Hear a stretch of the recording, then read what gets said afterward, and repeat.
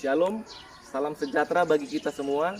Perkenalkan, nama saya Sangat Christian Simatupang, SPDK. Saya mengajar sebagai guru pendidikan agama Kristen di SMA Negeri 2 Kampung Rakyat, Kabupaten Labuhan Batu Selatan, Provinsi Sumatera Utara. Pada kesempatan ini, saya akan membuat video praktek pembelajaran pendidikan agama Kristen dengan materi pokok multikulturalisme.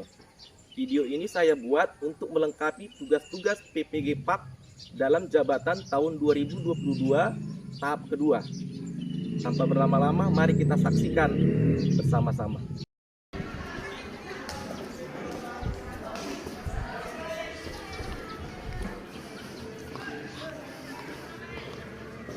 Seluruhnya siap, gerak. Kepada Bapak Guru kita, hormat, gerak. Tegak, gerak. Siap. Selamat siang, silakan duduk kembali. Shalom bagi kita semua. Shalom. Apa kabarnya hari ini? Luar biasa. Yes, yes, yes. Semangat sekali lagi. Apa kabarnya hari ini? Luar biasa. Yes, yes, yes. Kita berikan tepuk tangan. Puji syukur kita sampaikan kepada Tuhan kita Yesus Kristus yang hingga saat ini masih diberikan kepada kita kesehatan dan waktu sehingga kita boleh kembali berkumpul di ruang kelas kita ini untuk melaksanakan kegiatan proses belajar mengajar. Nah, anak-anak kami sekalian, sebelum kita mulai kegiatan pembelajaran kita, ada baiknya kita terlebih dahulu bernyanyi. Kita bernyanyi lagunya Aku Gereja. Semua kita tahu ini kan? Tahu. Kita bangkit berdiri, kita bernyanyi. Yuk, mari kita tunjukkan semangat kita, nak. Aku gereja, sambil bikin gerakan ya. Aku gereja, kau pun gereja. 2, 3, ya. Aku gereja, kau pun gereja, kita sama-sama gereja dan mengikut Yesus di seluruh dunia. Kita sama-sama gereja. Gereja bukanlah gedungnya dan bukan pula menaranya. Bukalah pintunya, lihat di dalamnya. Gereja adalah orangnya. Ya, tangan. Terima kasih, silakan duduk kembali. Oke, Kak. Baiklah anak-anak, untuk memulai kegiatan pembelajaran kita ini, ada baiknya terlebih dahulu kita berserah kepada Tuhan, memohon hikmat yang daripada Tuhan, supaya Tuhan membukakan pintu pikiran kita, sehingga kita bisa memahami materi ini dengan baik. Untuk itu, Bapak meminta salah seorang dari kamu yang berkenan untuk memimpin kita di dalam doa. Ya. Baiklah teman-teman, kita bersatu dalam doa. Terima kasih Tuhan, terima kasih Bapa buat penyertaan pada hari ini, telah memberkati kami, memberikan kami kesehatan atas kehidupan serta kekuatan. Bapa yang baik, Bapa yang penuh kasih, kini kami akan memulai pembelajaran kami. Berkatilah pembelajaran kami ini dari awal pertengahan hingga akhirnya nanti. Berikanlah anak-anak-Mu ini kepintaran, kecerdasan. Berkati juga Tuhan guru kami yang akan mengajari kami, berikanlah ia kesabaran serta kebijaksanaan. Dalam nama-Mu kami berdoa dan mengucap syukur. Amin. Amin. Untuk minggu depan bergantian ya kesediaannya, nak ya. Kita terbiasa memimpin doa. Nah, baiklah anak, Bapak akan cek dulu absensi kita.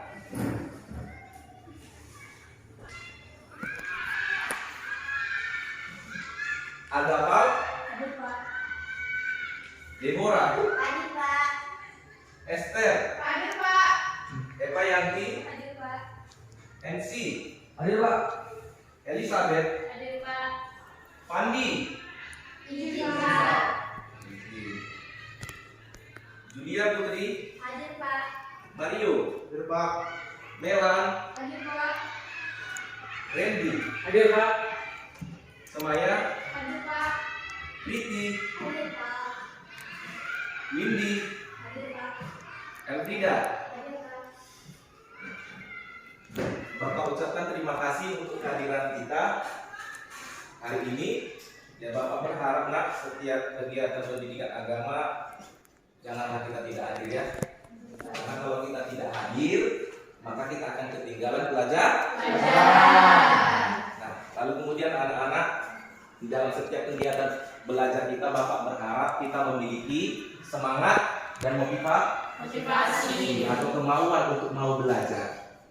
Ya, hal ini penting. Ketika seseorang itu sudah semangat belajar, sudah termotivasi, maka dia akan lebih mudah memahami materi dan dia akan mendapatkan hasil dari kegiatan pembelajaran kita ini. Sebelum kita memulai pembelajaran kita atau sebelum kita masuk kepada pokok pembahasan kita, terlebih dahulu Bapak mau tanya dulu ke kita, apakah kita masih ingat materi kita minggu lalu? Ingat, Pak. Apa materinya, Nak? Hak asasi manusia. Hak asasi manusia. Ya. Ada yang tahu? Coba angkat tangan. Siapa yang tahu? Apa itu hak asasi manusia? Saya, Pak. Ya, silakan Windy. Hak asasi manusia itu adalah hak yang paling mendasar, yang paling melekat di setiap diri manusia, baik yang sudah lahir di dunia maupun yang masih di dalam kandungan sekalipun, sepanjang hidupnya hingga suatu saat dia meninggal, Pak. Iya, hak asasi manusia adalah hak yang melekat pada diri setiap orang. Iya, tepuk tangan dulu untuk kawan kita. Ada lagi yang bisa ngasih pendapat, Nak? Apa itu? Hak asasi manusia, saya akan melanjutkan yaitu fungsinya, Pak. Fungsi hak asasi Ya, manusia itu ya. untuk menegakkan keadilan dan kebebasan alamiah dalam menjalani kehidupan. Dan HAM itu sendiri terdiri dari 6, yaitu hak asasi politik, hukum, pribadi, peradilan, sosial budaya, dan ekonomi. Dan beberapa fungsinya yaitu melindungi individu dari kesewenang-wenangan yang dilakukan oleh pihak manapun, menumbuhkan semangat saling menghargai antar manusia, dan yang terakhir memberikan batasan yang jelas agar hak-hak orang lain tidak dilanggar. Iya, tepuk tangan. Nah, jadi kalau poin penting yang kita bisa tangkap dari pendapat Randy, hak asasi manusia itu adalah menyangkut tentang keadilan, ya, tentang keadilan. Bagaimana seseorang itu diperlakukan secara adil. Nah, materi kita juga hari ini, Nak, masih berkaitan dengan hak asasi manusia. Ya, materi kita adalah multikulturalisme. Nah, adapun tujuan kegiatan pembelajaran kita hari ini adalah yang pertama, memberikan wawasan dan pencerahan mengenai apa dan bagaimana multikulturalisme itu, menganalisis berbagai potensi dan tantangan yang dihadapi dalam masyarakat multikultural di Indonesia, mengidentifikasi faktor-faktor yang dapat menghambat terwujudnya masyarakat multikultural. Lalu kamu juga diharapkan nantinya mampu menjelaskan pokok-pokok penting menyangkut nilai-nilai multikultural, lalu menjelaskan manfaat dalam rangka memperkuat kesatuan umat Kristen secara khusus bagi bangsa Indonesia. Lalu kemudian menjelaskan multikulturalisme menurut pandangan Alkitab serta memiliki kesadaran multikultural itu di dalam setiap kehidupanmu sebagai wujud kamu sebagai orang yang percaya atau orang yang beriman. Nah, anak-anak kami sekalian, kita masuk bagian para pengantar. Nah, jika kita mengamati lingkungan sekitar kita, apakah yang kita lihat itu adalah masyarakat yang homogen, yang seragam, atau yang beraneka ragam? Beraneka ragam. Arti beraneka ragam ini tahu nggak apa? Beraneka ragam artinya? Berbeda-beda. Iya, berbeda-beda, berlainan, jamak. Ya. Nah, keanekaragaman itu meliputi apa saja? Coba, ada yang tahu? Suku, budaya, Pak. Suku, Budaya, agama, ras.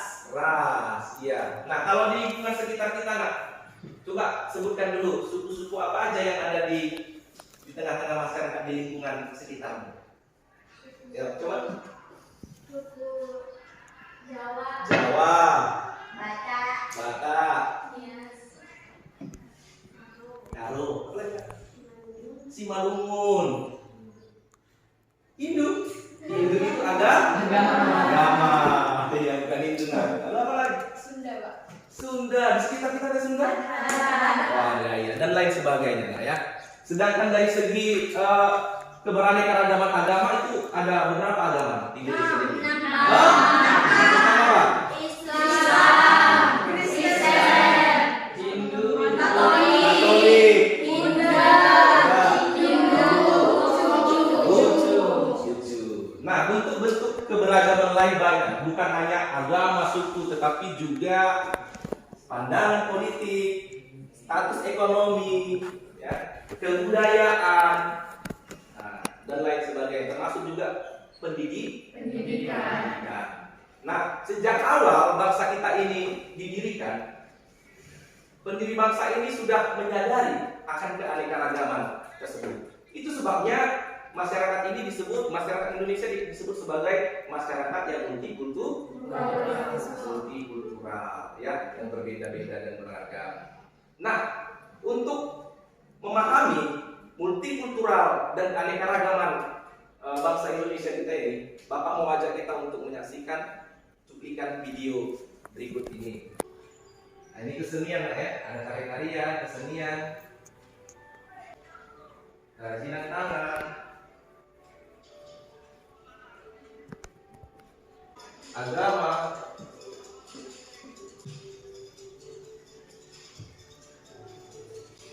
Nah, setelah tadi kalian melihat cuplikan video visualisasi keberagaman Indonesia yang kaya akan kebinekaannya, nah Bapak mau minta tanggapan dulu. Nah, berikan dulu tanggapan terhadap apa yang kamu lihat. Apakah keberagaman itu harus kita terima atau sebaliknya keberagaman itu kita tolak? Ayo silakan, ada yang bisa ngasih tanggapan Kak? Iya, Deborah. Dari video yang saya amati, di situ kita menemukan adanya berbagai perbedaan dari agama, suku, dan lain sebagainya. Sungguh luar biasa keberagaman yang ada di Indonesia ini, mulai dari kerajinan tangannya dan lain sebagainya. Nah, perubahan atau perbedaan tersebut haruslah kita terima, karena perubahan tersebut memang perbedaan tersebut memang harus ada dan harus diterima. Dan tanggapan saya dengan video tersebut, walaupun kita berbeda-beda, janganlah hal tersebut menjadi perpecahan di dalam negara kita ini. Iya, terima kasih.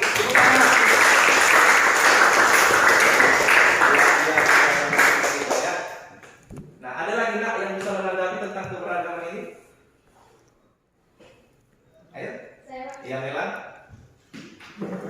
Dari video yang kita lihat tadi atau yang kita amati tadi, dari situ kita bisa mengambil sedikit banyaknya pelajaran atau motivasi untuk kita yang pelajar, bahwa apapun perbedaannya, apapun jenis kulitnya, itu tidak menjadi suatu hambatan untuk kita itu berinteraksi. Karena bagaimanapun kita berada di suatu tempat atau di suatu negara yang sangat mendukung atau sangat mengharuskan kita untuk menerima perbedaan, baik agama, suku, ras, dan apapun bentuknya. Terima kasih. Iya, terima kasih. Tepuk tangan kembali. Keberagaman yang ada di sekitar kita, keberagaman yang dimiliki oleh bangsa ini adalah sesuatu hal yang wajib dan harus kita syukuri. Ya, kita bangga punya Indonesia yang kaya sekali akan kebudayaan, kaya sekali akan keberagaman, dan itu menjadi modal sosial sebenarnya bagi bangsa kita ini. Sebab tidak ada orang yang bisa hidup sendiri. Seseorang itu akan membutuhkan orang lain. Ya, kita butuh orang lain. Nah, Allah juga begitu. Nah, Allah juga menciptakan semua manusia ini beraneka ragam, berbeda-beda warna kulitnya, berbeda-beda sukunya. Dan itu adalah sebuah anugerah yang harus kita jaga, kita pelihara dan kita rawat. Nah, baiklah anak, pada bagian ini kita akan coba mendalami lebih jauh apa itu multikulturalisme dan apa itu masyarakat multikultur. Untuk itu Bapak mau ajak kalian untuk mencari ya, berbagai informasi, baik itu dari buku ataupun dari Google, melalui HP, boleh ya. Adapun yang akan kalian cari adalah konsep-konsep multikultural ya. Apa itu multikulturalisme? Lalu kemudian bagaimana kita mensyukuri multikulturalisme itu? Ya. Nah, semua punya HP ya? Coba kakak dulu handphonenya. Iya, kita bisa jadikan handphone ini sebagai sumber belajar. Ya, boleh di-searching nanti ya. Cari apa yang Bapak minta tadi. Waktunya 10 menit ya. Ya, waktunya 10 menit. Silakan dimulai dari sekarang.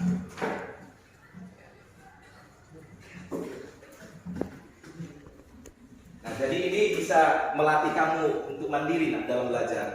Bisa mencari sendiri informasi-informasi terkait dengan masalah atau materi yang sedang kita pelajari hari ini.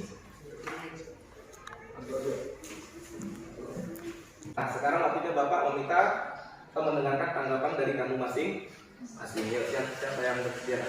Saya, Pak. Dianggap Pak, silakan. Menurut saya, multikulturalisme adalah sebuah keberagaman budaya mengenai fakta dalam masyarakat itu sendiri, terdiri atas berbagai latar belakang budaya, adat istiadat dan kebiasaan, tingkat kehidupan, perbedaan geografis, bahkan perbedaan agama. Sedangkan multikulturalisme adalah istilah yang digunakan untuk menjelaskan pandangan tentang ragam kehidupan di dunia atau kebijakan kebudayaan yang menekankan penerimaan tentang adanya keberagaman, kebinekaan, pluralitas sebagai realitas utama dalam kehidupan masyarakat, menyangkut nilai-nilai sistem sosial budaya dan politik yang mereka anut. Sedangkan cara saya mensyukuri multikulturalisme adalah dengan menghargai dan menikmati perbedaan tersebut, tidak membedakan agama, suku maupun budaya, dan tidak mengejek atau menghina, serta tidak membedakan ras, agama, dan budaya siapapun. Iya, tepuk tangan. Dari penjelasan teman kamu tadi, kita bisa ambil beberapa poin. Ya, ternyata multikultur dan multikulturalisme itu berbeda.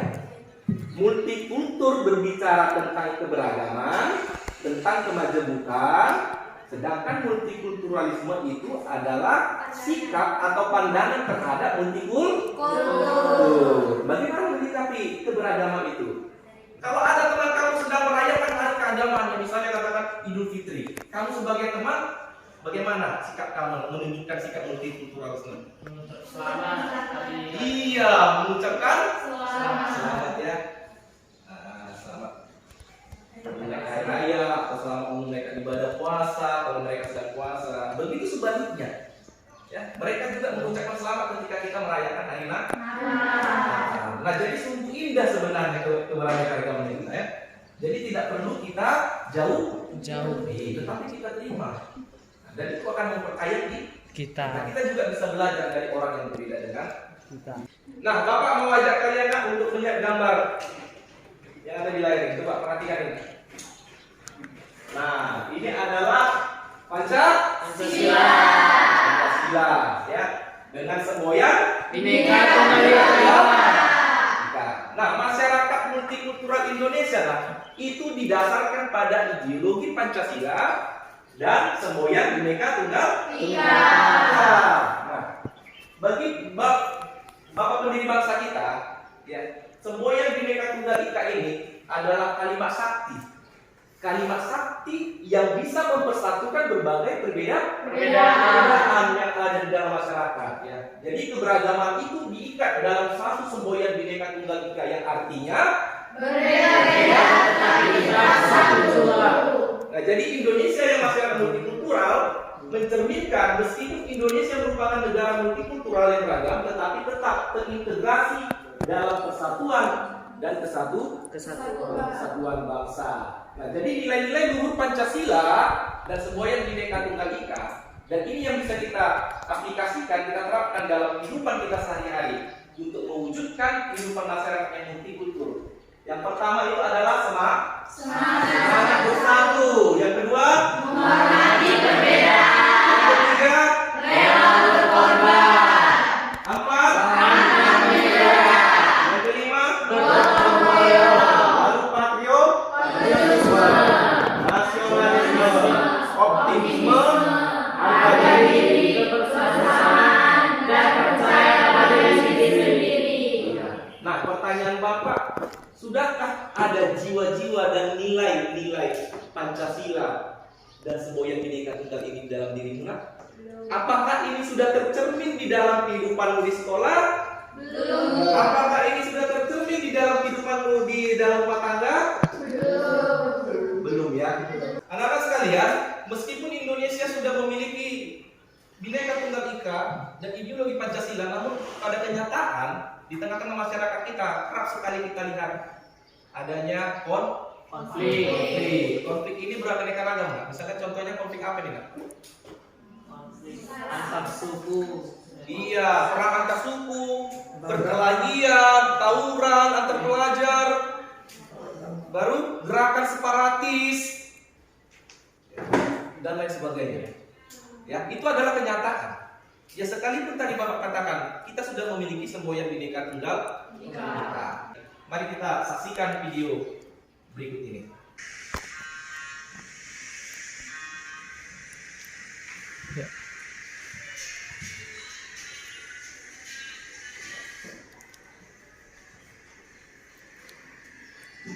Setelah kalian melihat cuplikan video tadi, Bapak minta kalian untuk membentuk 3 kelompok diskusi. Ya, 3 kelompok diskusi, lalu membicarakan pertanyaan diskusi yang ada di depan ini.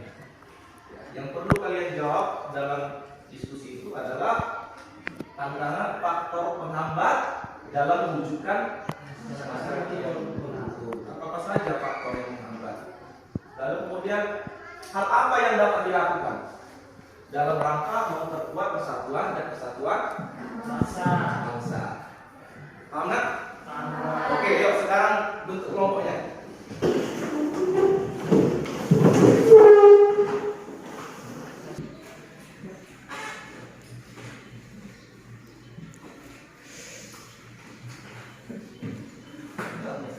Ya, kasih pendapatnya masing-masing, memberikan pendapat nanti kelompoknya.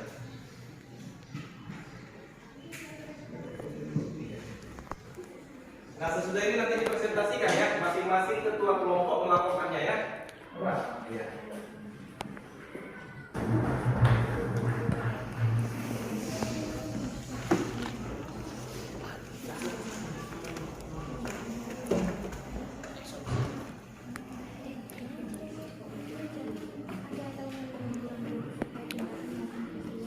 Waktu diskusi selesai nah. Ya. Nah, jadi Bapak berharap masing-masing kelompok melaporkan hasil diskusi dari kelompoknya masing-masing. Ya. Dan kelompok yang lain Bapak berharap bisa menanggapi atau bertanya. Nah, jadi di dalam laporan diskusi ini Bapak minta kalian bisa saling berinteraksi ya, saling tanya jawab. Oke, silakan. Dari kelompok 1 lalu, kelompoknya Windy. Ya. Lihat.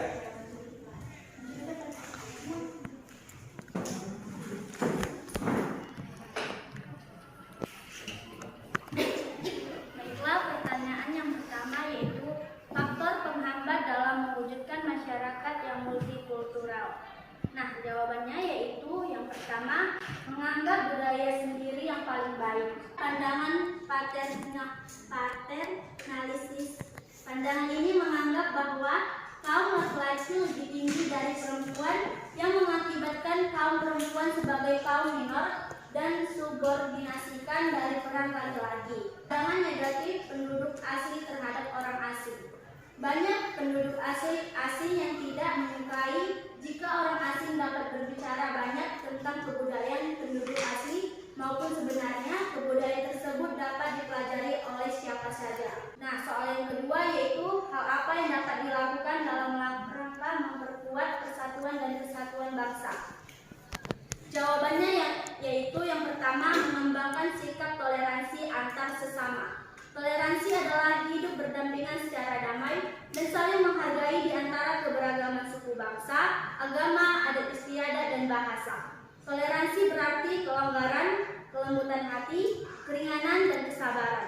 Mengacu pada sikap terbuka, lapang dada, sukarela, dan kelembutan. Yang kedua, musyawarah untuk mufakat.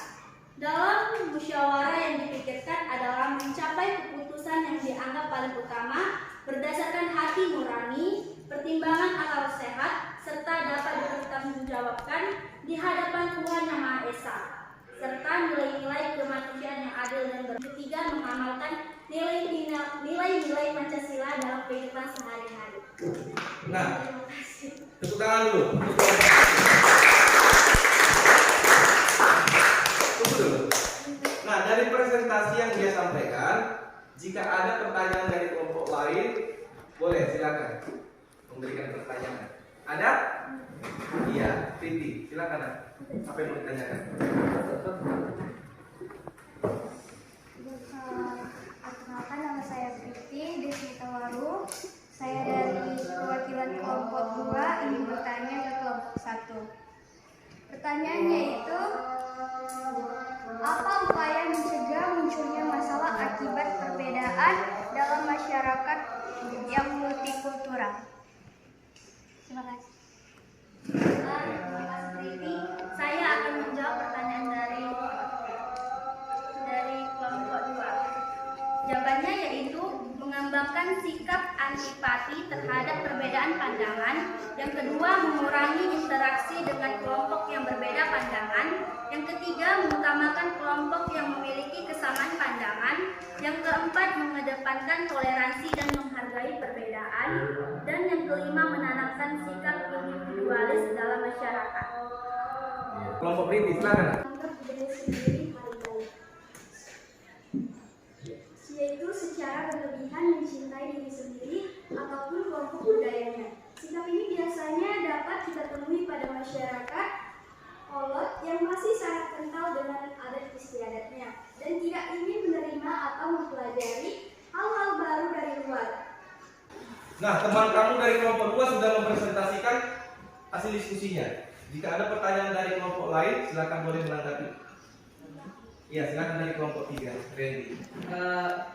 Saya perwakilan dari kelompok 3 ingin bertanya kepada kelompok 2, yaitu apa masalah yang timbul dalam masyarakat multikultural? Terima kasih. Baiklah, di sini saya akan menjawab pertanyaan dari Randy kelompok 3. Jawabannya itu, salah satu masalah pada masyarakat multikulturalisme adalah sikap etnosentris. Etnosentris adalah sikap menilai unsur-unsur kebudayaan lain dengan menggunakan kebudayaan sendiri. Dapat diartikan pula sebagai sikap yang menganggap cara hidup bangsa merupakan cara hidup yang paling baik. Iya, berikan tepuk tangan.